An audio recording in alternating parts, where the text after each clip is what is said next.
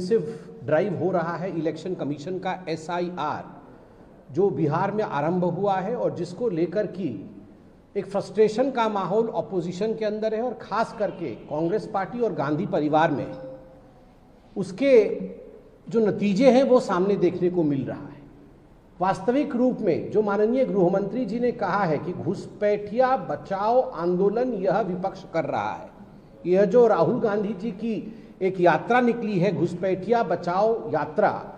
उस यात्रा में स्वाभाविक रूप से भारतीय जनता पार्टी के कार्यकर्ताओं ने और समग्र देशवासियों ने ये माना है कि घुसपैठियों से देश को बचाना है। 15 अगस्त में प्रधानमंत्री श्री नरेंद्र मोदी ने भी कहा है, मोदी जी ने भी स्पष्ट रूप से कहा है कि देश में किसी भी कीमत पे घुसपैठियों से देश को बचाना है, ये देश की सुरक्षा का विषय है। मगर आप देखिए किस प्रकार की किलबिलाहट है ऑपोजिशन में। इरफान अंसारी जो कि झारखंड के वरिष्ठ मंत्री हैं, 2 बार के मंत्री हैं,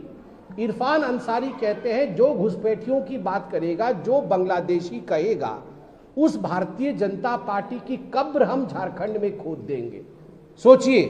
देश को जो बचाने की कोशिश करेगा, देश की जो सुरक्षा की बात करेगा, देश में दूसरे घुस ना आए,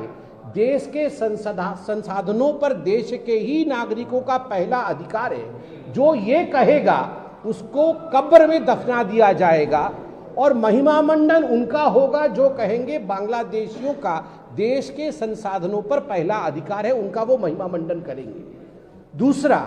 केवल इरफान अंसारी ही नहीं, झारखंड से बंगाल के मालदा के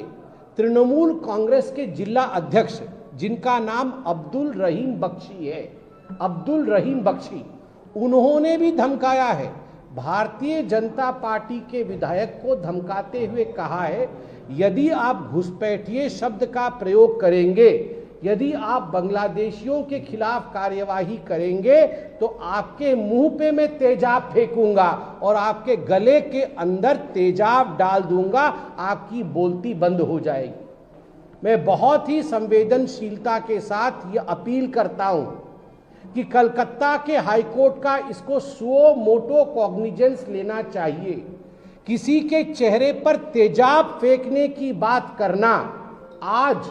ये बहुत बड़ा दंडनीय अपराध है। कई बहनों ने यह घृणित कार्य अपने जीवन में देखा है,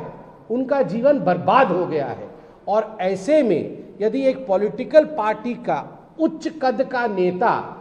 बंगाल के TMC से ये कहता है कि मैं खुलेआम कहता है सभा में कि मैं तेजाब चेहरे पर फेंकूंगा, तो मुझे लगता है कोर्ट का इसका संज्ञान लेना चाहिए और जेल के अंदर इस व्यक्ति को भेजना चाहिए। और आज मैं इसके